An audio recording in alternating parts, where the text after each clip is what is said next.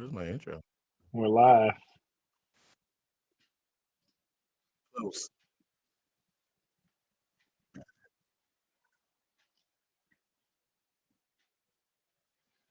Yeah, yeah. It's one of those feel good Mondays. I guess we don't get no music for today's intro, huh? Hey, thanks for tuning in tonight to the Guy Lingo podcast with your hosts, Big Mo and Platinum Cash. We got a really great show tonight, guys. Stories told through the eye of a lens with our featured guest tonight, Lloyd Francis, who is a retired journalist, photographer, and author. And he's also the uncle of one of our friends of the show. So he'll be joining us here in a little bit.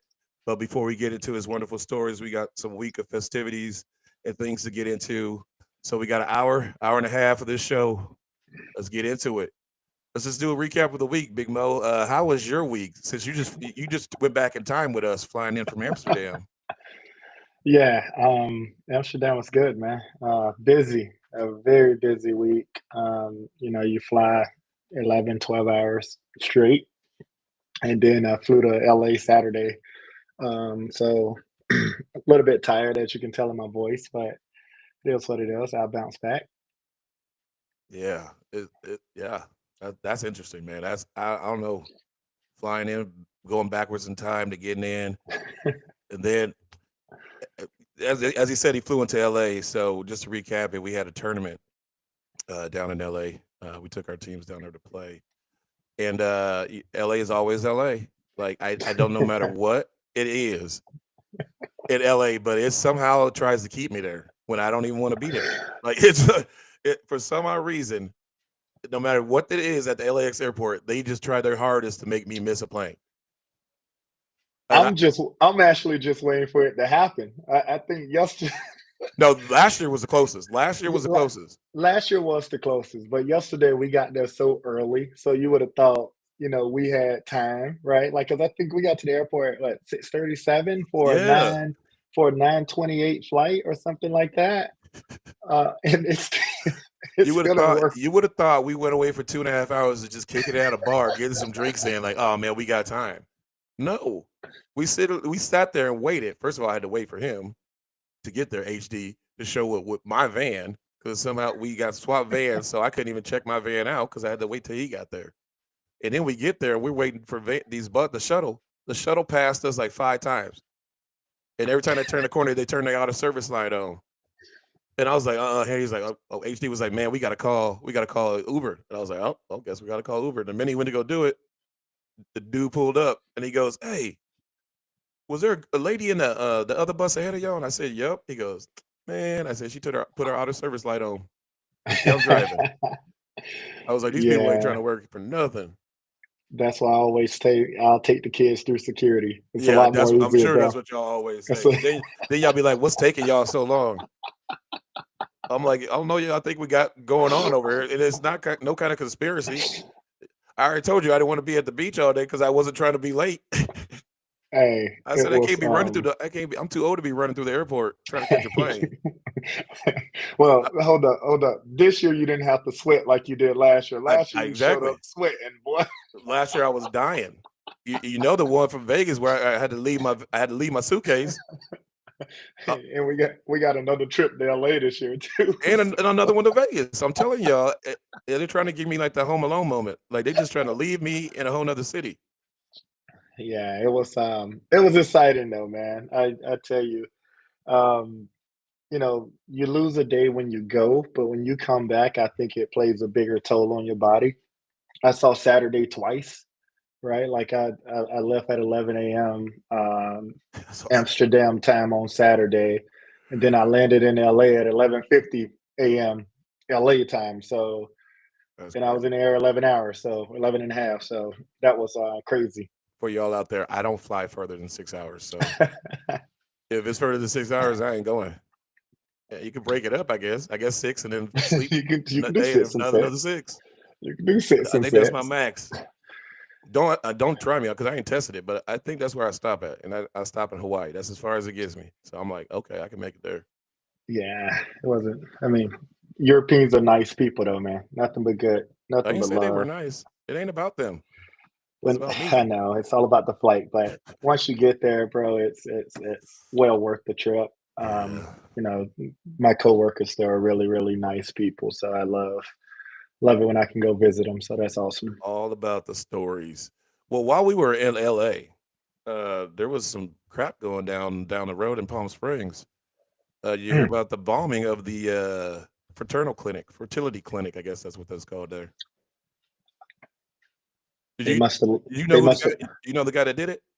I I saw it on the news, but they must have lost his stuff. I'm still waiting for a motive. Out of all the things to bomb, you gonna bomb a Oh, I got it for you.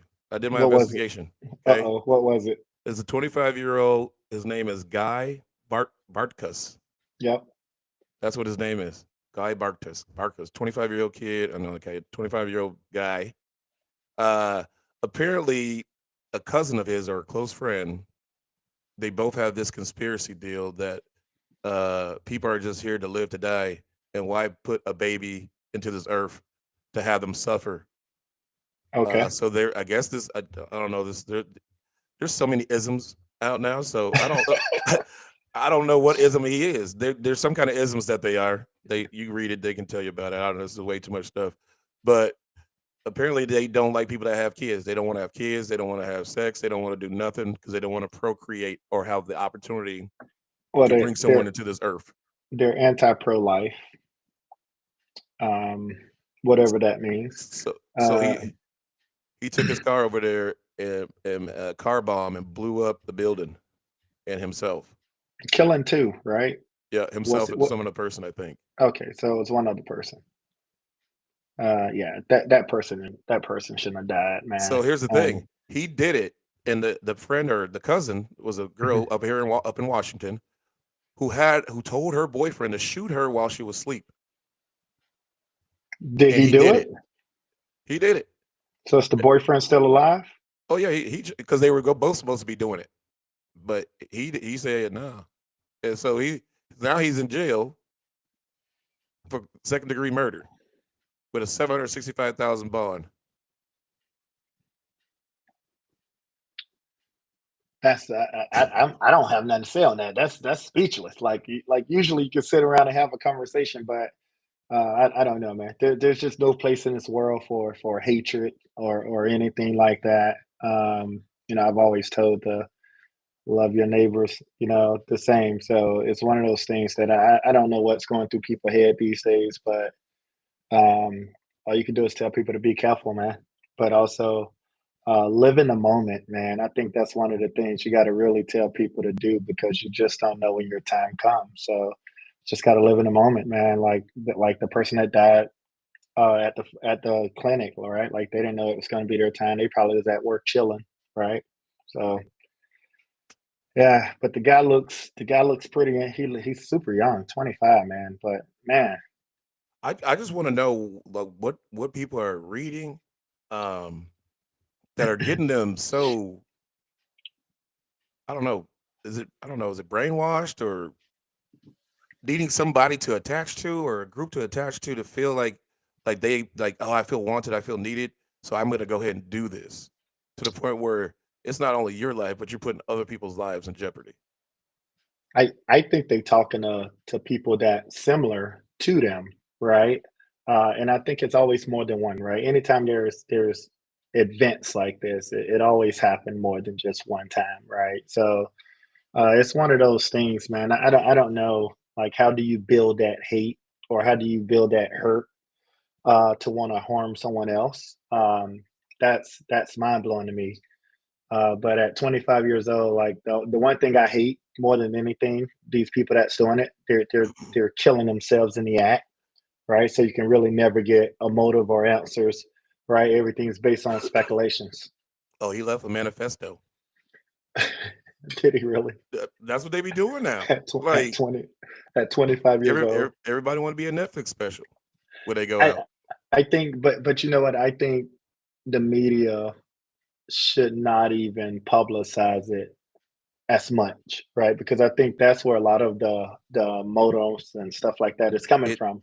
it's not gonna matter if they publicize it or not because you're just gonna turn around and watch it on the news or in a movie next week or the next month or two after. Yeah.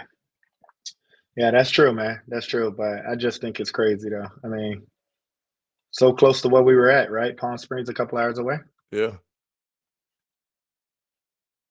Yeah, Dang. just normal day.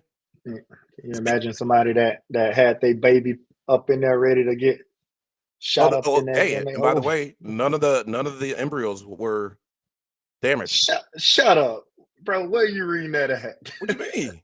That's what they said. They saved all the embryos. so So so basically, it was so for nothing.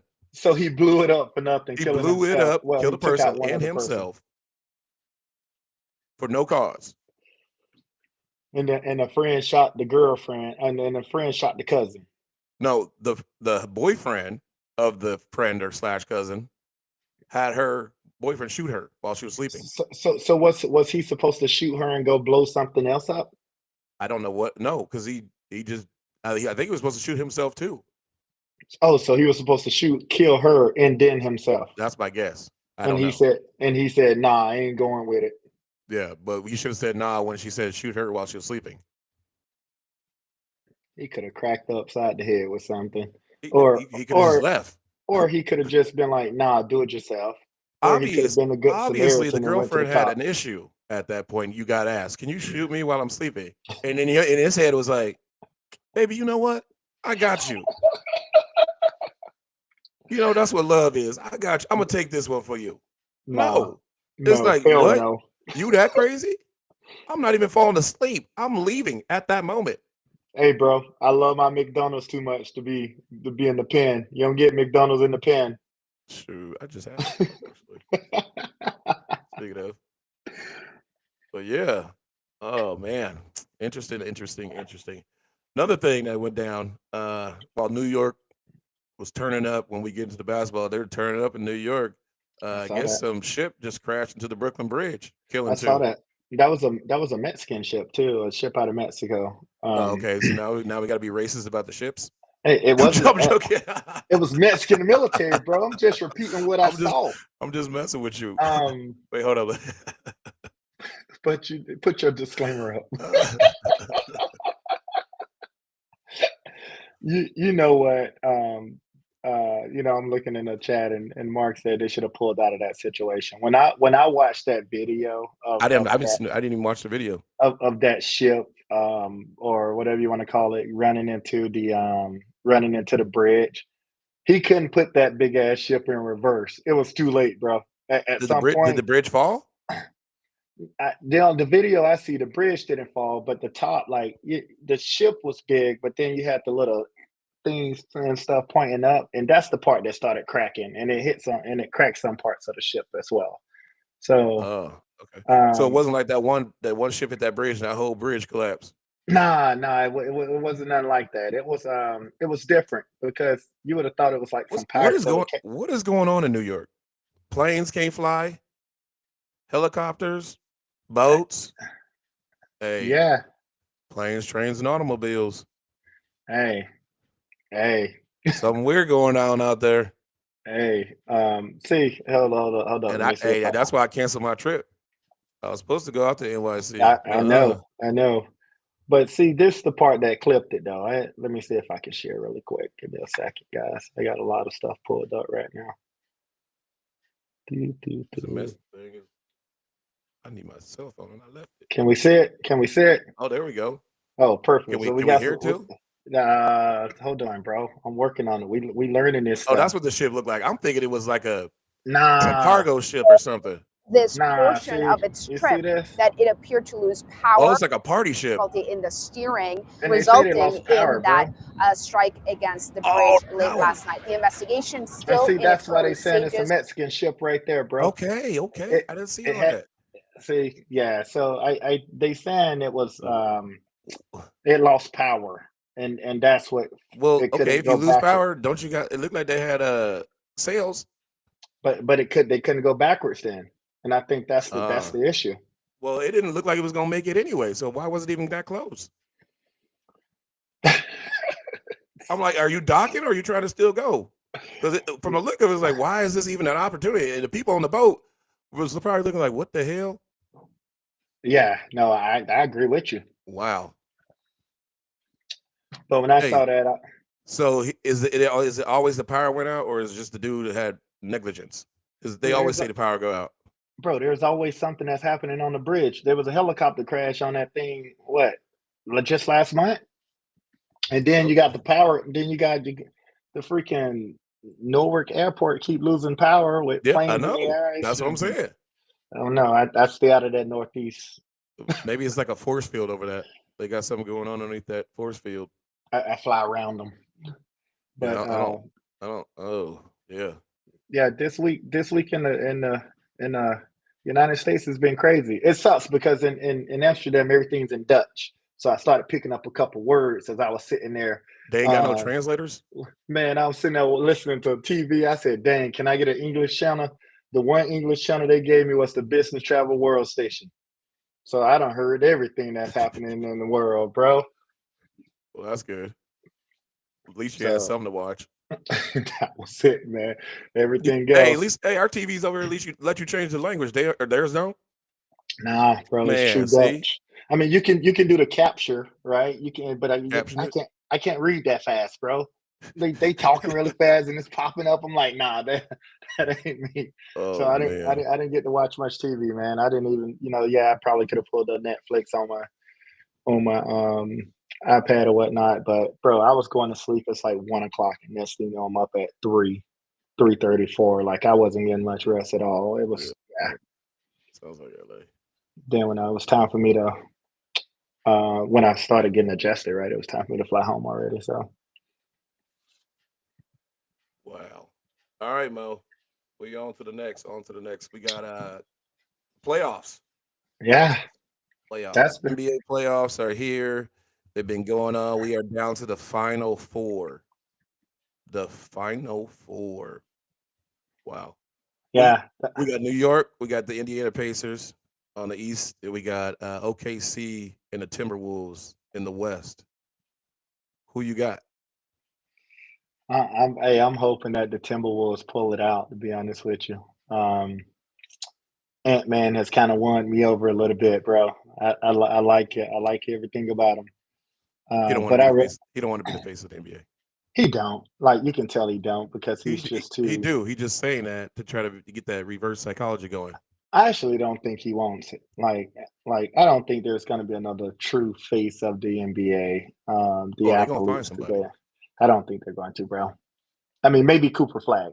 Maybe Cooper Flag in 2 years. You think Cooper gonna be the goo? Be the Maybe, guy? Be the right? goo. Maybe. He seemed like a corporate guy. You got to come in and be good first. Oh, he's going to be good. There's no doubt about that. We'll see. We'll Come on, man. see. Come We on, will bro. see. Come on, man. Hey, hey. There's been some number ones Who you got, man? that be angry on podcasts still. Kwame Brown?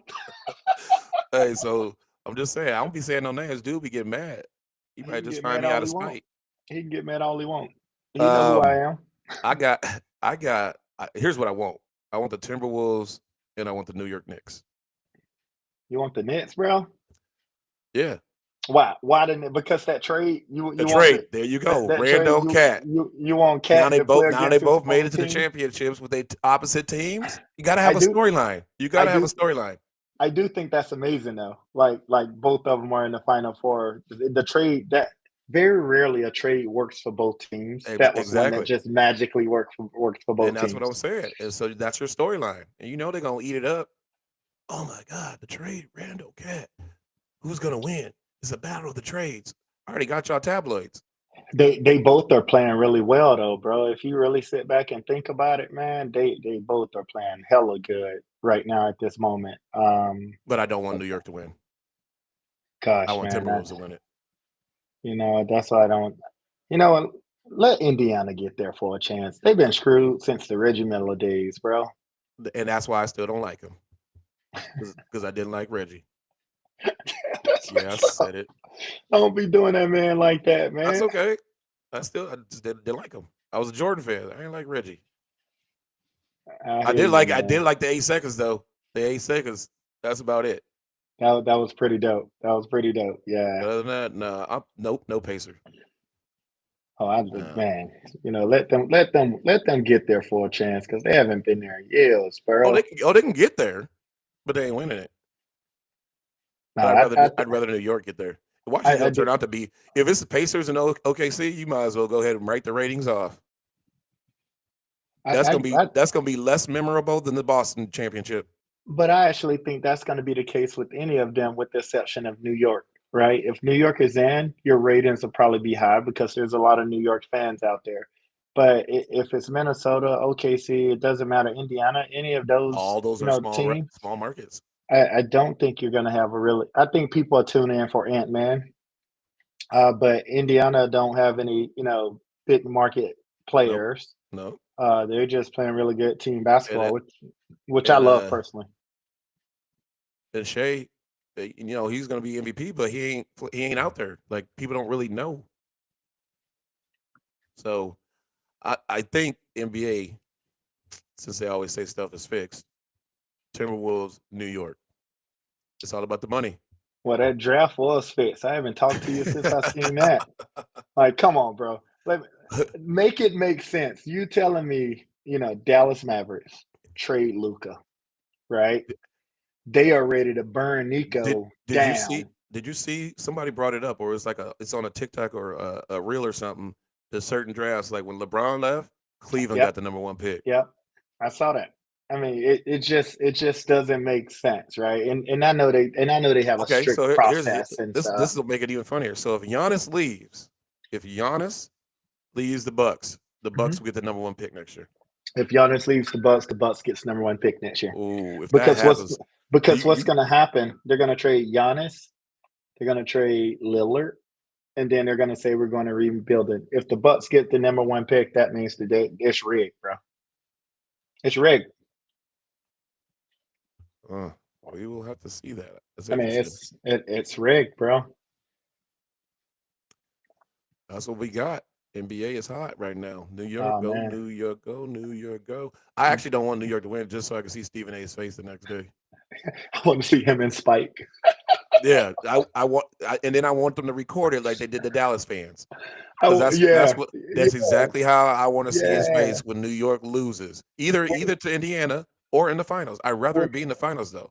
yeah, when he be laughing at them Cowboys, Yep. like they should Yep. I want, record the and I'll moment. be like, hey, go ahead and record him at the game right now, close up. Hey, that's actually a good idea, man. That's good. That's a Like, good be idea, ready. And then Stephen A coming in. Oh man, I know we had him. We had him. Nah, I just man. see him in the spike. Yeah. Did you see in the WNBA? That's where I was going next. Oh, I knew you were. I was Caitlin going next. Clark and Angel Reese. They stay relevant. They stay relevant. WNBA got people going crazy because of some fouls. It's So get I mean, I'm watching it. Okay, it's a foul, right? But they made it. It was like a Draymond Green versus whoever he got beef with. What's his name from Houston? They made it seem like it was like that big. Like it. well, I well, understand. Angel, well, I understand they got Angel, stuck. Angel I did understand, sell it though. You seen how she did sell it. Like I actually thought it was just a but regular common I know. foul But because you know she what they're did doing? went for it. They're going. They got people talking about it. Oh, You they were got the talking about the storyline. WNBA. Yeah, they got the storyline. So yeah, that's exactly what they needed. I mean, I haven't watched the game myself this year. I've been watching the highlights that they show on ESPN and whatnot. But yeah, you gotta have eyes, put eyes on it, right? All right, how we gonna get more eyes on it? Oh man, they being physical. Are these girls about to fight? Let me watch this. Oh, well, they're getting more eyes. They're Oh, definitely okay. getting more eyes, Oh, man. how people are about to make it about race? Okay. Oh, people saying stuff and the fans are saying stuff too. Okay. Now we got drama.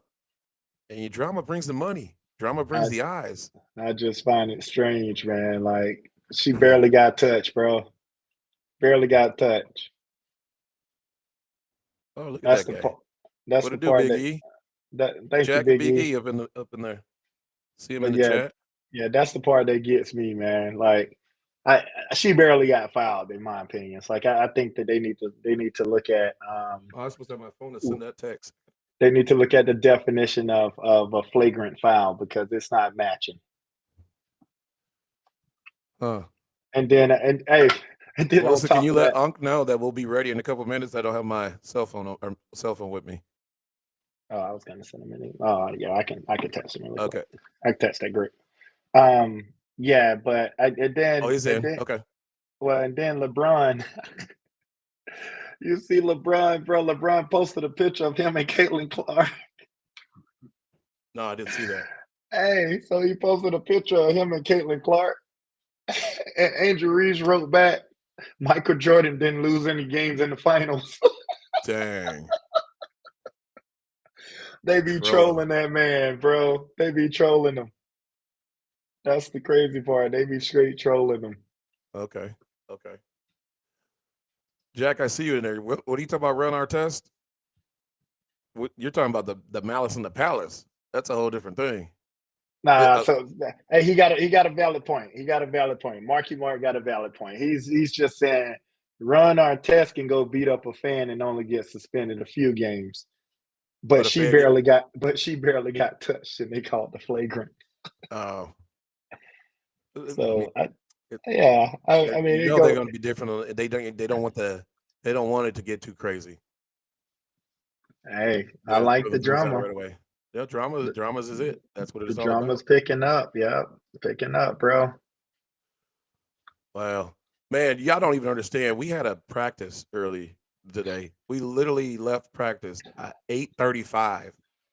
Okay, Mo lives 30 minutes away. I live 45 minutes away to get here for the show to start at 9:15, which was my dumbass fault. But I thought, okay, which I made it.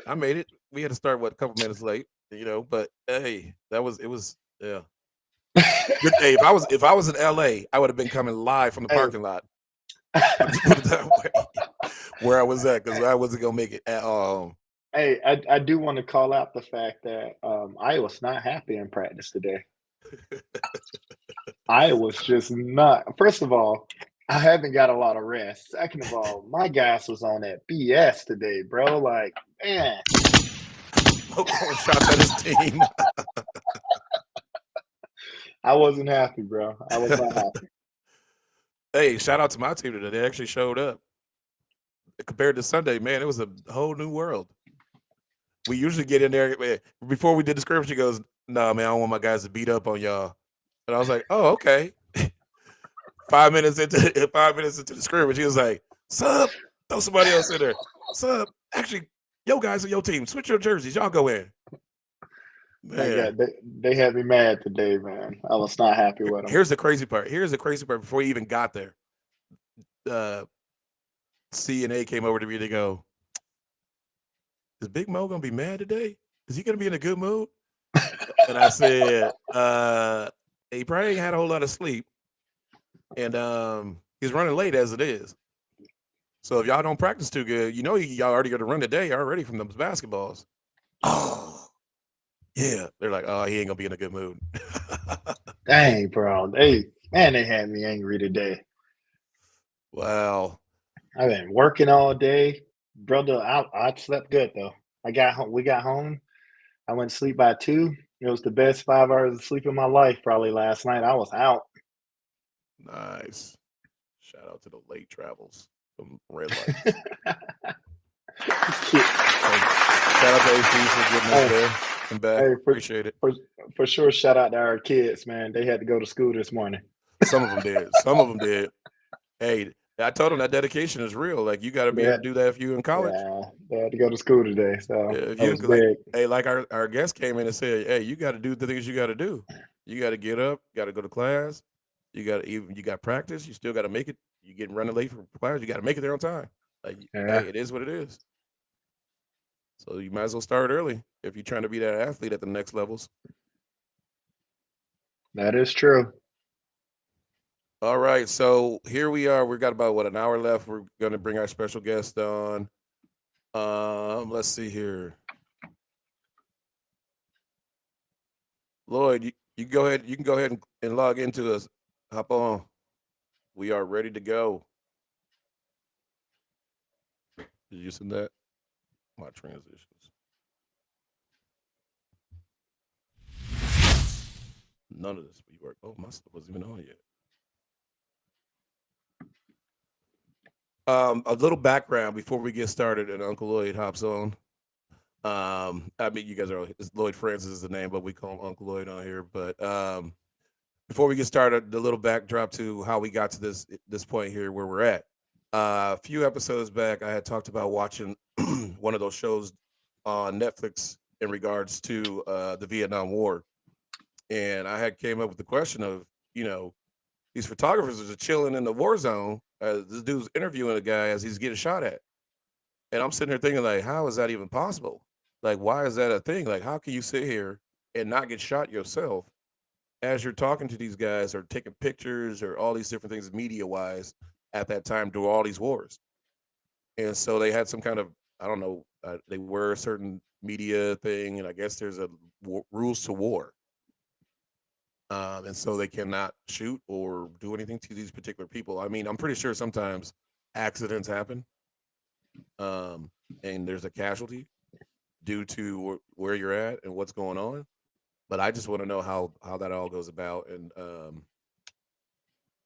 Uncle Lloyd has been doing that. He's been in the field. He had been retired from doing that, taking photographs, several different wars, several different opportunities, stories to tell in regards to what he has been doing for work.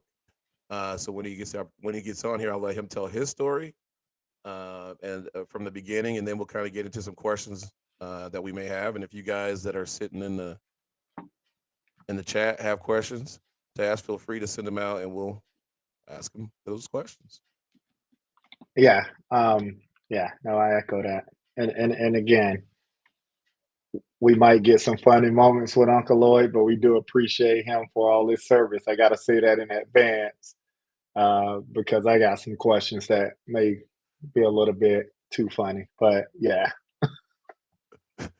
Hey, Jack said, have you ever been happy at practice? Is that the question I got? Yeah, that's what he asked. Have you ever been happy at practice? Yeah, I was happy all year. What you talking about? I got You know what, Jack? We're gonna boot you off the chat. Hey, I see Big E having a Monday Madness. Turn it up. I saw the barbecue pics. I see you, Big E.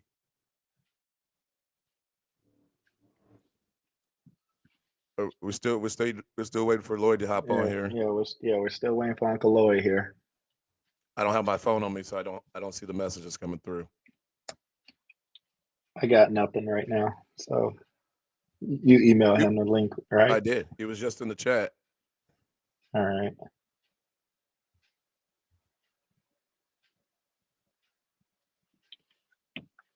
We waiting for him. We got a few minutes. I'll try this again. While we wait for him, Jack, I'm usually a happy guy, by the way. So just FYI.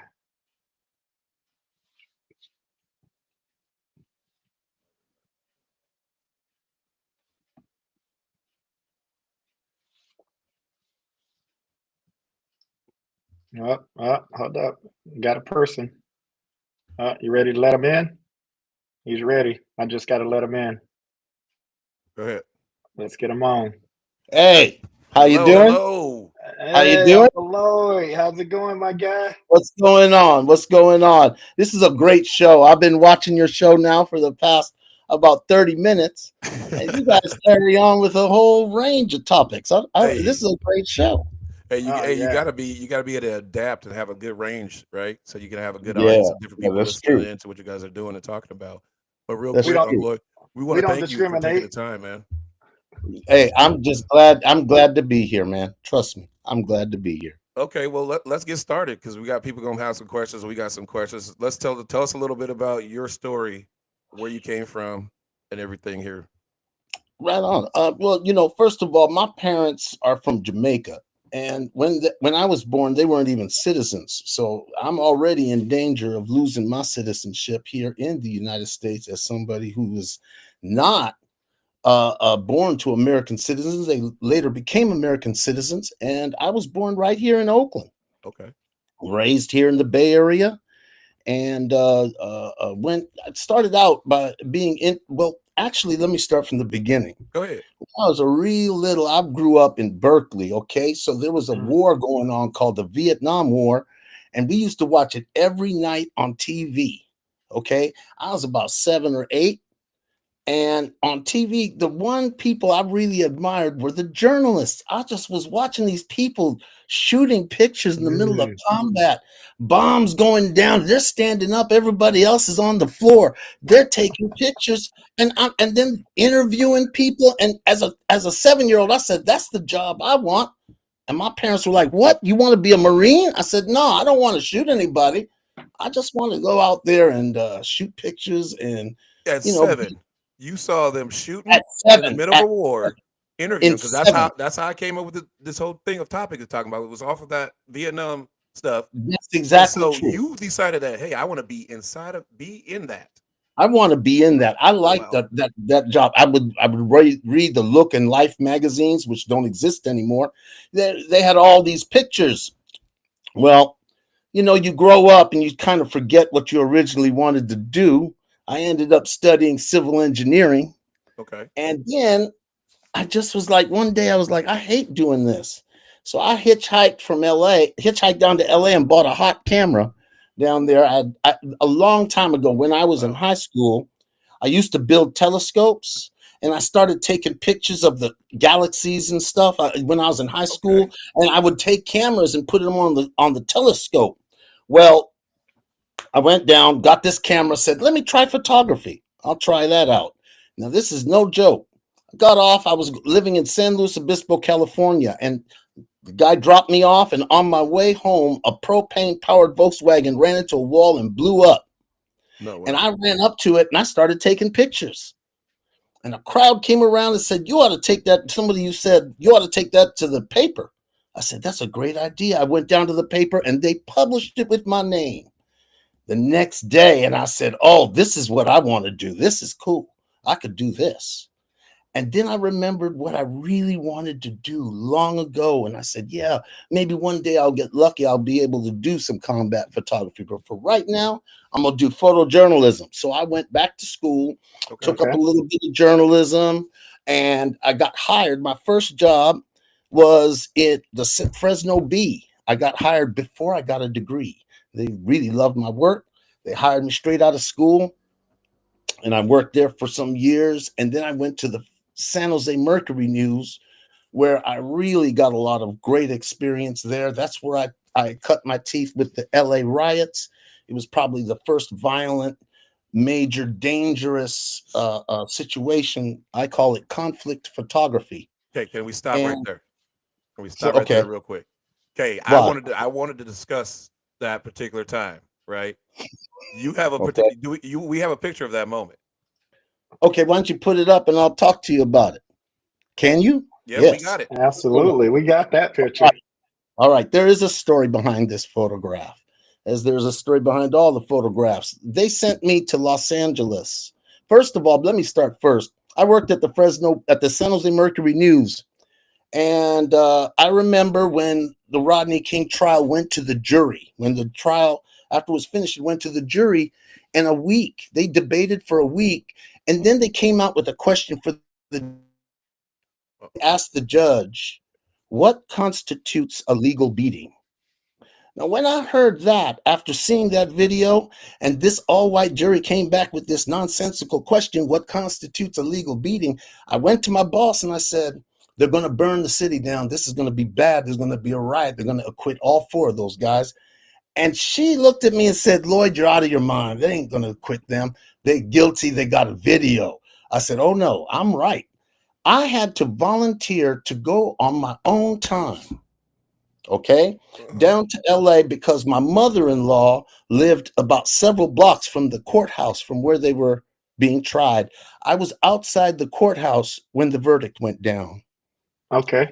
I drove down to LA, and all night long, I was in the midst of all of that. The looting, the burning down of buildings. It was a totally lawless time. And day after day after day, I worked for the Mercury News taking pictures. 5 days after the initial problems, I was at a stoplight, and I saw these 2 officers who are in this picture struggling with this black man. And then they fell down, and that guy started choking him. And this light was not a light that just was a four-way light where it just goes green after maybe 15 seconds. This light was one of these complicated lights. You had to wait for the other side to go. You had to wait for the left turn to go. You had to wait for the Right. left turn to go on the other side. I'm watching them. They're still choking this brother out. So the moment that light turned green, I drove my company car across the intersection, parked right at the intersection, right where I could, as soon as I could. I didn't even look for parking.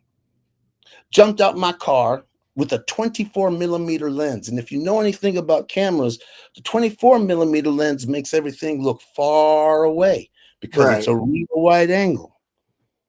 And I ran over there, and these two guys were so into what they were doing, they didn't see me. I laid down on my belly. Wow. I got about 2 feet away from him, held the camera vertically, and he looked up. This is the moment when he looked up and saw me. He didn't see me and then make this face. This face is a moment because in the very next frame, that stick that's lying by his knee is Yeah. waving right by my face. He tried to take my head off with the stick. So while he was choking the dude, he was trying to hit you with the other hand. Oh, he stopped choking the dude at that time. But by this time, this Okay. guy's unconscious. I don't even know. He lived, but he's Okay. unconscious at this point. He Right. let that man go and tried to take me out. I jumped up, ran back to the car, didn't even wait, took off. And then the moment I took off in the rear view mirror, Black and White is right behind me with its lights. Oh wow. So I pull over. They come, drag me out the car, throw me down, put a shotgun right on the nape of my neck. And they say, "Don't move, motherfucker." Ooh. I was like, "Oh man, I'm going to die," right? They get me on my feet. Now I have press credentials around my neck. They saw those press credentials and the whole vibration of the moment began to change.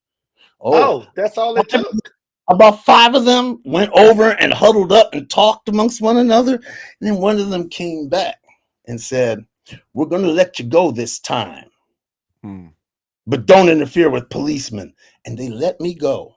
I published this picture. It was nationwide. It was published. Wow. It got a lot of exposure.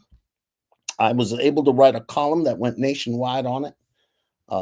If you wish, I can email you that column. I'll go back to my files and find it. But that's the story behind that picture. That gentleman's name is Pryor. That's Officer Pryor, who's grinning and enjoying himself so much. What happened to these officers? Did anything happen in regards to No, this? nothing happened. They wrote a letter to my boss accusing me of everything but murder. Fortunately, I guess they're enlightened people at the paper I worked at, but they didn't take any action against me at all. And you don't get any extra money for making pictures like this. Gotcha. It's all in a day's work. Hey, I was just wondering because you get these hot takes, you get these good pics, you can send them in. People want that cash. It's true if you're freelance, but then they're paying me by the hour. Got here. you. Okay. Okay. Overtime. I'm making good money. Okay. Whether I get this or not. Okay. That's a moment. So all of this was before you went to the military. Yep. That was all before I started working. You see, now I wasn't in the military. I was working for the Gannett Corporation, which owns USA Today. Okay. So I was working for a company called Army Times Publishing, and they own Army Times, Navy Times, Marine Corps Times, Air Force Times, and Government Times, and these are all very specialty newspapers aimed at all these different communities. Didn't even know anything about those. That's right, because now if you were in the military, you would. Gotcha. Okay. If you were in the military, you would, because it's all over the bases. But that's these are very niche publications, and it gave me a window into the military that I had never had as a civilian. What are you about to ask? So as a civilian, right, and because you was a press, right, you got to tag along with the military and stuff and really capture the moments from a picture perspective. And from a lifestyle perspective, because a lot of people don't realize the military is a real culture. Even here Right. in the United States, there's a culture to the military that's undeniable. And I it's the problem that I see with today's world right now, is that culture is being challenged by those who would like to politicize it. I'll tell you something. There's nobody, you don't have no enemies that speak English when you're in a foxhole in the middle of combat. It's like, it doesn't matter. People don't worry about if you're trans and you're in the middle of combat. People don't worry about you're gay and you're in the middle of combat. Black, white, red, yellow. Look, if you're wearing green, you're okay by them. Right. It's a very, very distinct thing.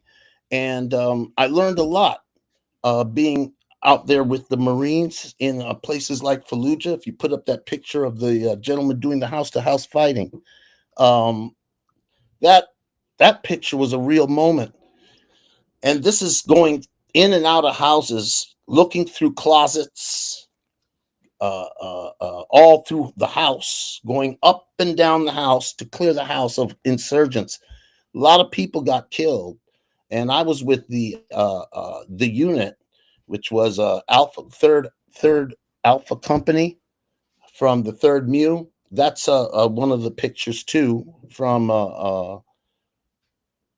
an assault that was going on. And there's another picture where they're in a room that, if you see it, he's aiming his weapon and it's in the total darkness, and he's got a flashlight.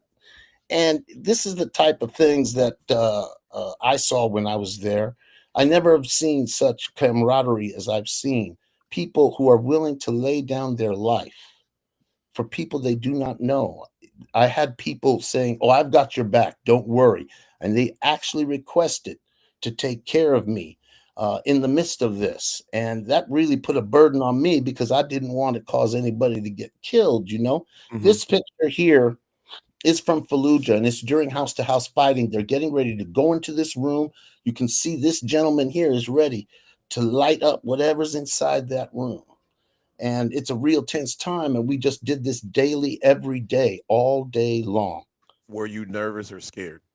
Very scared, very nervous. But what's interesting, when the nervousness and the fear takes on this sort of situation, you don't feel it in the moment.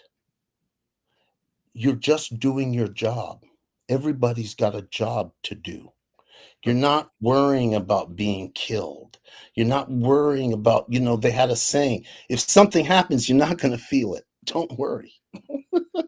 And that was just to say, just do your job, just get things done. Right. You got to just get things done. You have a mission, and it's to get that mission done. And I will tell you this. I had the opportunity last year to be at a reunion of this 3rd Alpha Company. Oh, wow. Mhm. And it was a 19-year reunion for the men that could make it. One of the gentlemen in this unit was an American Indian who his elders in his tribe offered to have us come up to take part in a sacred buffalo hunt. And it was quite interesting, because when we all started comparing notes, even I, who didn't carry a weapon, and that was one of the things the Marines couldn't believe, I didn't have a weapon.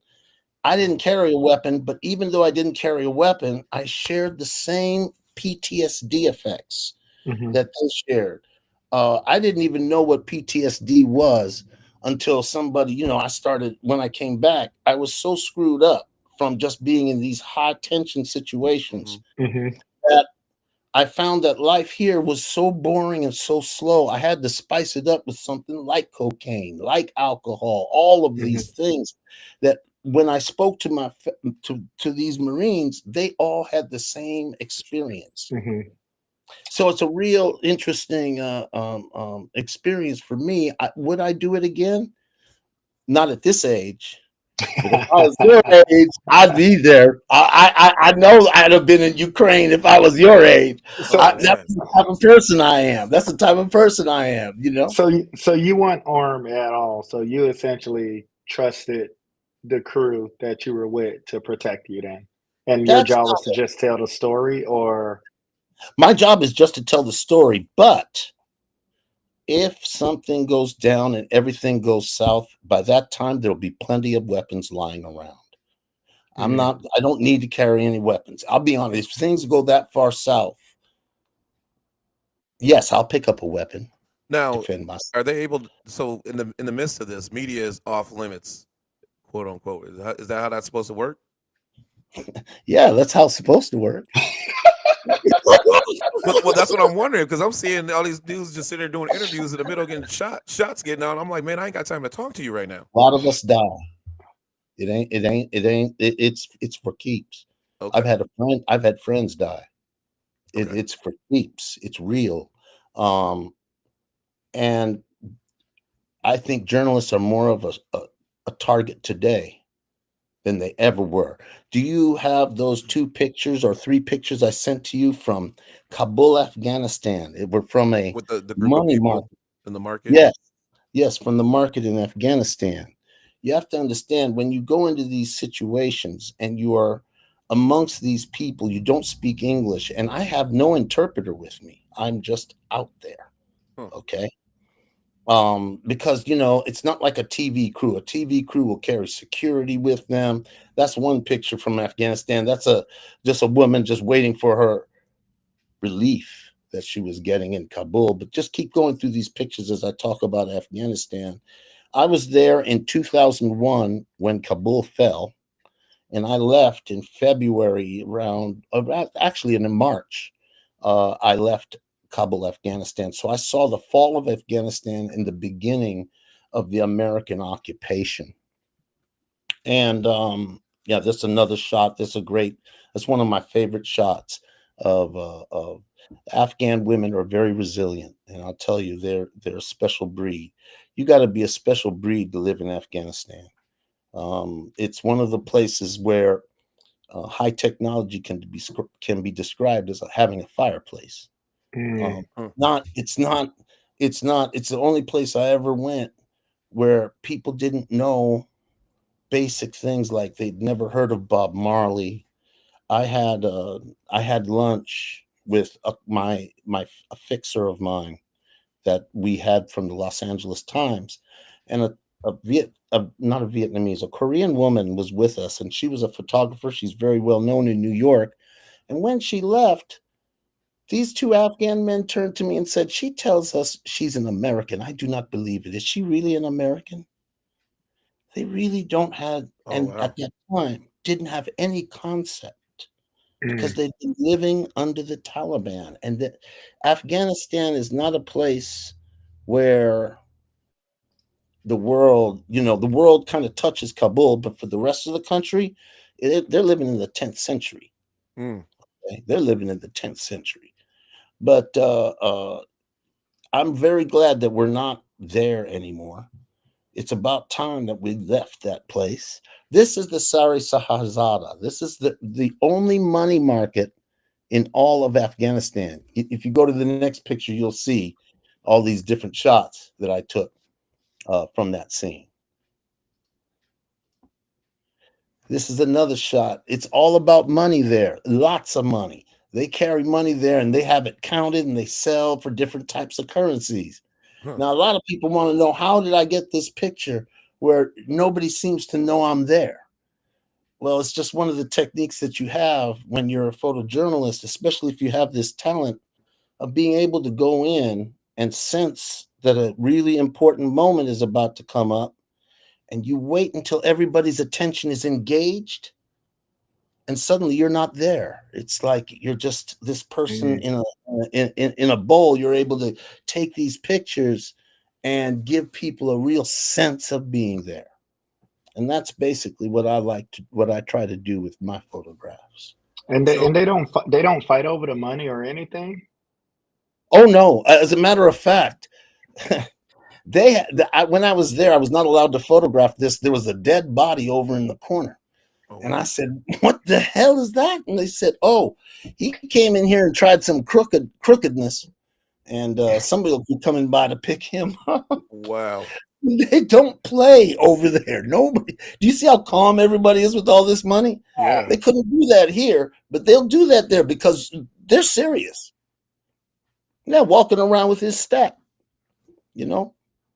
It's pretty amazing.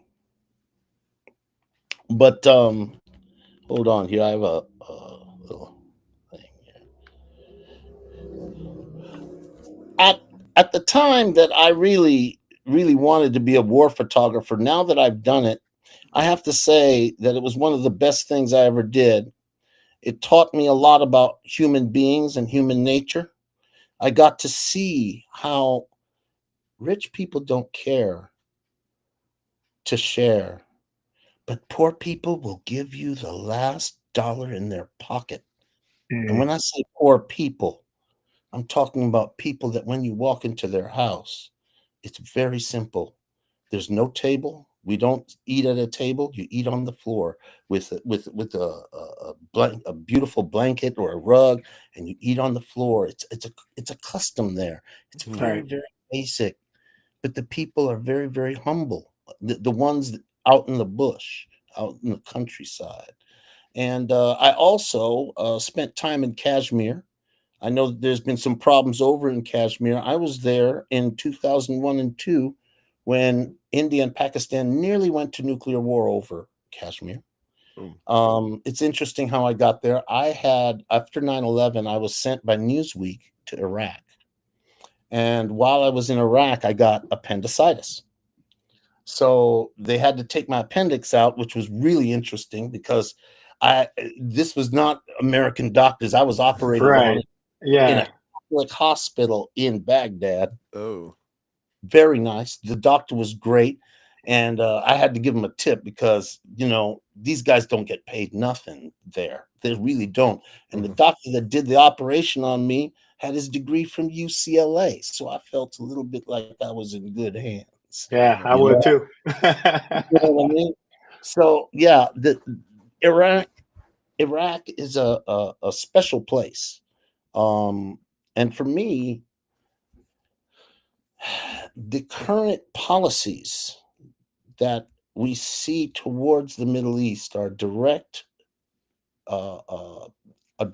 effect of stupid, dumb, ignorant policies that led us to take Saddam Hussein, who was put in power in a way by the British to hold back the Iranians, and we took him out, and now the Iranians run Iraq.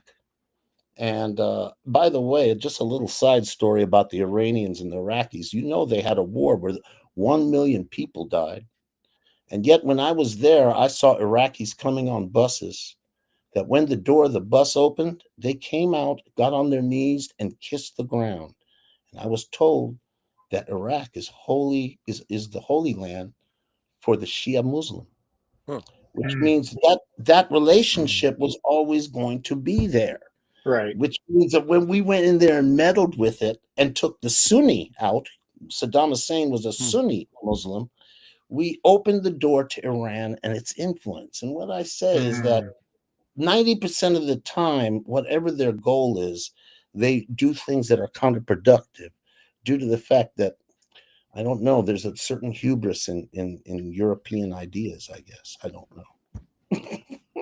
Oh.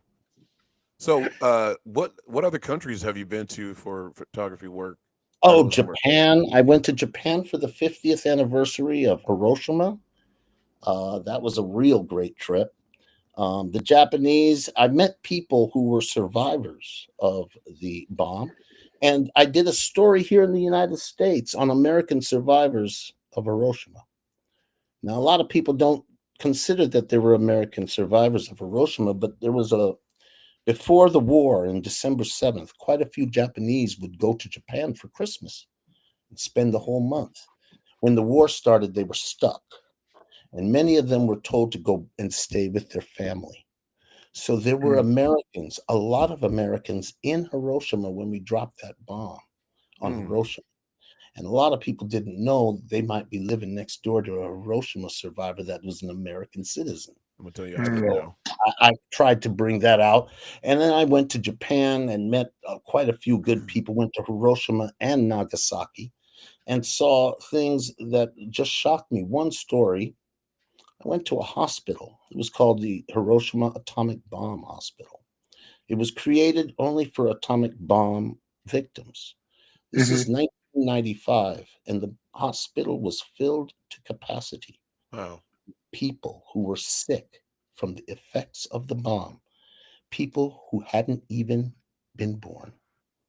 So the effects, these are the Huh. things no one speaks on. These are the things no one talks about.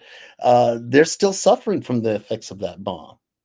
You Oh, see? yeah. No, I've never heard that story. And I'm glad you brought that up because that's good information for a lot of people that didn't know anything like this. A lot of this information you're putting out, I haven't heard before. Have you, Big Mo? No. I mean, I think, you don't learn a lot of history until you talk to the people that's actually been there and survived it. And I think that's one of the things that, that we're learning just right now, just from you, is just, being in the trenches and stuff. First of all, I think it's fascinating. Like, I just want to call it out. Like, Yeah. I would never do it, but for the people that do it, I have a lot of respect for them. And Somebody's got and to be just there to get and there. just to sit back and just listen to some of your stories and stuff. A couple weeks ago when we come up with random questions, and I thought it was awesome that Melissa was like, my uncle Lloyd was a photographer, and we always used to wonder, like me personally, I always wonder how come photographers never die, because every time you turn around, they're in They the midst of die. the battle. Oh, they die. So But yeah, like you said, but it was never like advertised or said in many ways. You just get the videos, you get the interviews, you get the pictures, but then you're That's like, oh, right. okay, they're in media and they must be good. That's right. And there's also this.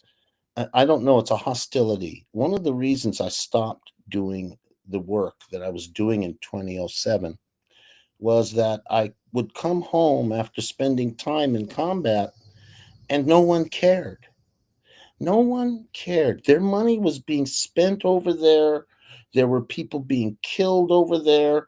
Their own kin and their own countrymen were being damaged. And a lot of people don't realize that whoever goes to war comes back damaged, whether mm, they're damaged physically, whether they've lost a limb, or whether they've lost a little part of their mind.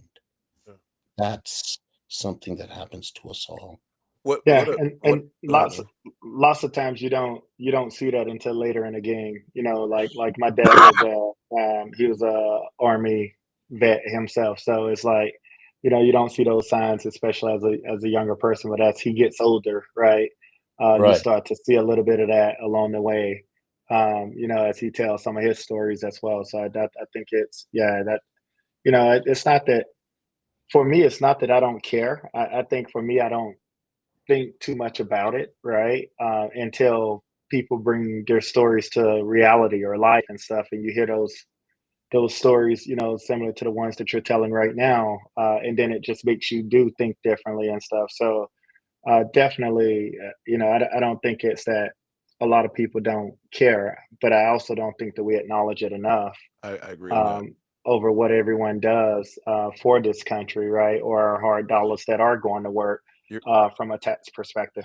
Yeah, I piggyback off of that. That's what I was gonna say. You're celebrated at war, but when you're at home, you're not celebrated. It's like you could if when you're in the game, when you're playing the game, we're gonna cheer you on. But once Hmm. you're off the field or off the court, I ain't got nothing good to say or nothing else to say about you because you're not And still out there performing for me. that's really important because I know a lot of vets, and vets are really forgotten. Hmm. There's a lot of talk, but there's little action. Oh yeah, I agree. And For the sacrifice that's made.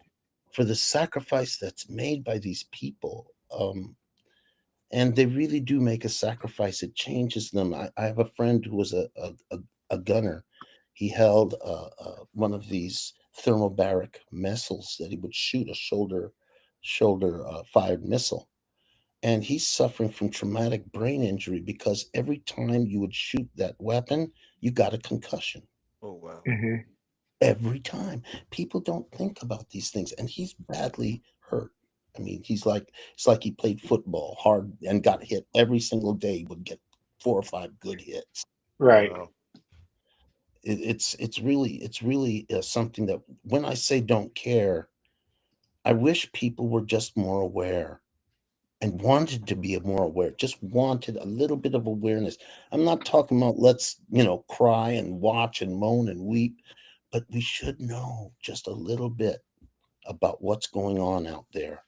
So that Hmm. way people can't run game on us like they've been running game on us lately, I That's what agree. I that's what I say. So once you got out of the the photography game, you did transition into something else. You started, or you wrote your own book, authored.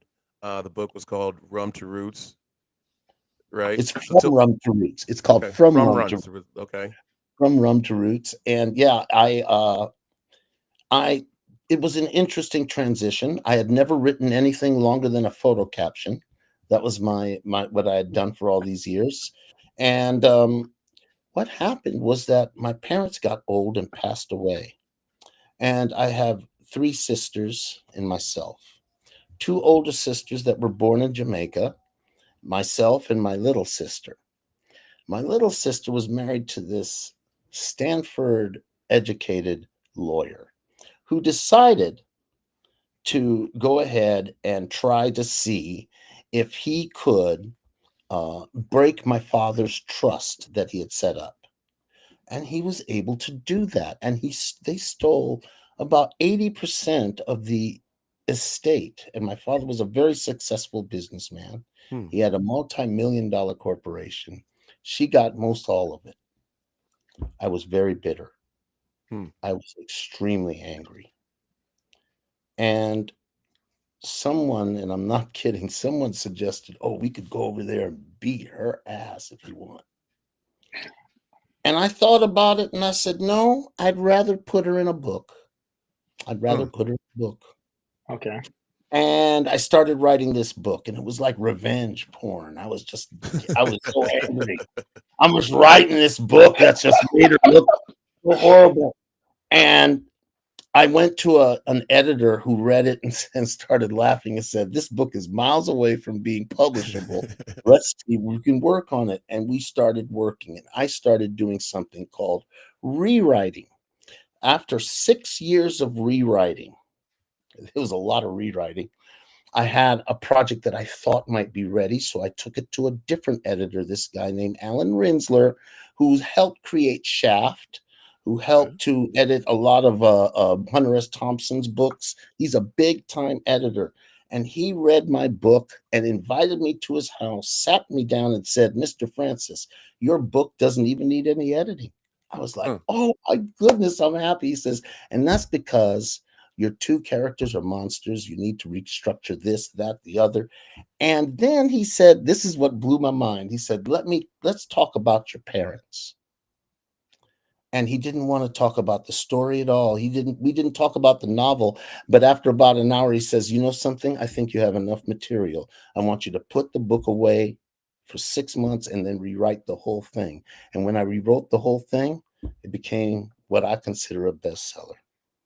And Wow. that book, what was interesting, what he told me was that what I had to understand was that with a novel, with fiction, if you do not transform yourself by writing the book, it's a failure. And that book, when I was finished with it, I wasn't angry at my sister anymore. I had totally moved on. My heart was lighter. My whole self was changed. And Mm. I was able to move on rather than being stuck and behind with this situation. Okay. So it did transform me, and people did like the book. It has 4.7 stars on Amazon, 75 reviews. I mean, that's a lot of reviews for a book, Yeah. uh, made by a first-time author, you know. So And on the original rewrite, how long did that take? I mean, from the time you talked, so is that a year to for your to final? rewrite. Yeah. Oh, your for the final rewrite, Yeah. took about a year. Yeah, Okay. took about a year. Took about a year, and I really learned so much by doing it. I discovered that writing is something that you can actually do for your mental health. I agree on And that. it doesn't have to be you writing about what exactly happened. You can go ahead and take what exactly happened and make it a movie. Right. Yeah. No, I Yeah. agree. And Well, by that's true. doing that, you can exercise some demon, or you can go someplace in yourself that is more healthy. And Right. I'm currently working on short stories because I want Mhm. to start another novel. I have a way of starting novels. I start by reading a ton of books. Right now I'm reading 4 books at once, Okay. 4 novels at once. But I've read total of 11 novels this year so far. Okay. And that's because I'm in the writing mode. And then I Right. write short stories, different short stories, slices of my own life, fictionalized in such a way that one day something catches. For example, with From Rum to Roots, I was writing all these short stories about people in the Caribbean, about people in Jamaica, and then I wrote this one story that ended up as chapter 2, and wrote another short story that ended up at the end of the book. But I did not write the book linearly. It started writing itself Right. with little stories. And Okay. suddenly I realized I was onto something, and I began to work along those lines. Right. So I'm now in the creation mode and trying to get myself to the point where So this novel is going to be built of short stories. the last novel was built of short Okay. stories. Okay. They're not short stories. It's one novel. The short Right. stories allow you to expand. It's like something you can use for a starting point to something much, much bigger. Gotcha. Okay. Anything else in So the works? You got any you trying to make any movies, any short films? Working on a movie right now that takes place in the Fillmore. It has to do with jazz and the fact that they kicked out all the black folks from the Fillmore in the 60s. And I was there for mhm. that. I didn't live in the Fillmore, but I saw it happen. And it's going to be a nice little film. It has to do with there's a cafe down the street. It is the last cafe that has an open mic for jazz on Sundays. In other words, there's a core group, a core rhythm section, and then people bring their horns. You can just show up. You could show up with your horn Mm-hmm. or tell them you play piano, and you would be welcome to join the band on the bandstand. So Wow. it's one of those type of places. San Francisco used to be filled with them on Fillmore. Now there's just one left. So I'm building my movie around this place. Hey, you need some extras? Let me know. I swear will, Platinum. I I swear will. can't play no saxophones or nothing, but I can stand with these glasses in the corner. Oh, Always trying to be in somebody's movie. Hey, advertising. Got to put your face out there. Got to get your face out there. but no, that's basically what I've been working on is doing these two things. I also am working on a documentary about that reunion with Alpha Company. Okay. And we've got some footage in the can on that. And that's about it. Other than that, I'm just trying to stay healthy. Yeah. At 64, that's it's I hear that's you. a full-time job now at 64. I hear you, Uncle Lloyd. I hear you. So just a couple things. The chat we had Mark to just let you know that you've definitely inspired him by your heroism, and you are one of one. So I just wanted to just read that out so that you can hear that story. But I lots of appreciate that. positive things. I Um, appreciate and again, chat for you people that join. There you have it. Like at the end of the day, this guy had a dream at 7 years old, which not a lot Wow. of people have. To take extreme to me photography, right? That is extreme photography. What was your And insurance like? he Man, did that, The right? insurance, the newspaper paid for that actually. that's got to be a I high bet. insurance. Very expensive. I had to Yeah. go to this class, It was a class about hazardous environment class in combat. And Yeah. so we learned all these things. And then we spent about a week on booby traps. After that week of booby traps, I was like, I don't know. This is crazy. Did they have to like test y'all? Like y'all had to take pictures while people were shooting by you and things Oh were no, going off? no. They were trying to teach you about how to just stay safe, what it's like. Yeah. Like one time, these guys were Royal Marines from Great Britain, Mhm. and they took us in the woods for a walk. And I'm walking, and all of a sudden, the tree just grabbed me. I mean, wait a second. This guy was standing right in front of my face. I thought he was part of the tree. Huh. Okay, that's how good they are. A lot of people don't know how good these killers. They're real killers. They really know how to move on somebody. It's not a joke. And then when it Right. comes to just creating little type of devices to hurt you, Uh-huh. man, human Yeah. imagination is boundless. Human imagination is boundless. What they can So- do with a bullet, a piece of wood, and a nail, watch out. So you went from training, right? Like, you went from training to the real world. Was it what they trained you and displayed in terms of trying to keep you safe, or was it completely different when you got into the real situation? It was true to the true. It was actually very close. One of the things about this type of training, they constantly are updating it based on what's going on in the theater of operations, what they're finding in the theater of operations. I got very good advice, and also the best advice we got first aid training for combat wounds. That to this day, one day I was driving down Haight Street here in San Francisco. Somebody got shot, and I knew exactly what to do. I just knew exactly what to do, where the tourniquet Mm. went, do that, do this, the bleeding stopped, take him to the hospital, everything's cool. This is invaluable training, Right. the medical stuff. So it's really, yes, it really does make a difference. I think it does. And they cannot get me insured without that training. Wow. They couldn't get me insured. I got tons of stories, man, but we only got an hour, and I We swear. believe. Oh, I believe it. Just sitting Hey, back listening right anytime you now. want to hop back on here, anytime to talk, man. We love the conversation and the information that you have given us. Like they were saying in the chat, and I said to you myself, like a lot of this stuff isn't learned in the classroom. A lot of this is learned from people who have had experiences and lived through it themselves.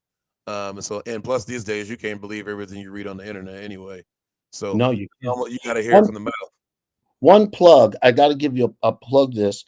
Lindsay Addario is a photojournalist who just came back from the Sudan. No one is paying attention to the Civil absolute War. human catastrophe that is taking place there. She went there and came back with some incredible pictures for the New Yorker. I just want to put a plug for that, because Okay. that's the type of stuff I used to go and do. I went to Iraq to report on the sanctions and its effect on children. And it was published, and I feel like it did what it was supposed to do. People really need to just take a glimpse. It only takes 20 seconds, 30 seconds to glimpse through some pictures and see what is going on. That way, knowledge is power. Oh, that's my line right there. I Knowledge like is that. power. I tell Yeah, my it kids that all the is. time. That's one thing that people can't take away from you is your That is No, knowledge. true. So, no. Unc, do you got any closing remarks? I know we're getting close to time. Like, if there's any piece of advice or anything that But you want. before that, Mo, before that, do you do any kind of um, training or helping other people that are in the industry as you that are looking to come up and do the things that you do? I'm always open for mentorship. I have a couple of people that I mentor right now. Um, there are people that still call me that I mentored years and years Mm, and years ago, and they're not even in journalism anymore, but we just call the talk. Yeah. Um, Okay. I do, and if anybody needs a hand or wants to talk about what it would be like. You know, the media space has changed very much. Hmm. Really happy to see you guys taking advantage of it too. And you know, Appreciate it. Thank you. it's all about taking advantage of it and going out there now yourself as your own channel and your own brand and doing this. That's what I did when I went to Afghanistan and my first couple trips to Iraq. Mm. Okay, go ahead. Sorry to interrupt. No. Yeah, you're good, bro. And also, let me say this: people need to keep their head up. These are tough times. These are trying times. But I really believe that no matter what happens, I have to always make a profit. And that's not about money. That's about something a lot more than money. It's not about giving up. It's about keeping up. Mm. I like that. There you heard it, chat from Unc himself. Take us away, Platinum. Take us away. Yeah, I would once again, Uncle Wina, thank you for doing a show with us. Like I said, come through anytime. You got the knowledge. We love to hear it, and people in the chat. Hopefully, you guys have questions next time if he is on. But we do appreciate the questions we did get, and I do appreciate you going through everything, even some of the stuff that I didn't have questions on. You went in depth on a lot of different things that I wasn't expecting to hear, and I appreciate that. And that helps those people that are out there listening, get some more information that they may not know as well. And we want to say thank you to all our veterans out there working hard and taking care of us and keeping us safe. And those ones that are back here at home, hopefully they can get the care that they need for their mental state and physical states as well. So we do appreciate you guys. And once again, thank all you guys for tuning into the show. It's been wonderful. I don't have much else to say. I just want to thank Wait, are you guys on? Are you guys on every night or just once a week? We're once a week right now. We're once a week. Every Sunday. We're usually Sunday. Okay. We're usually Sunday 7 to 8:30 or 7:30 to 9. Usually 7:30, somewhere in that range. It just fluctuates from time to time depending on what we have on that Sunday coming in for flights or not for basketball. Then we usually have that next day, which is on a Monday night. Right on. But we can't try to have it on Monday nights too often because you got football season starting up here soon. So we gotta make sure we keep it to that Sunday night so we can get it in the end of that game. But yeah, thank you guys all for tuning in to us. We try to get more people on here to help you guys get some more information and out there so our show can get out there so you guys can go ahead and like us.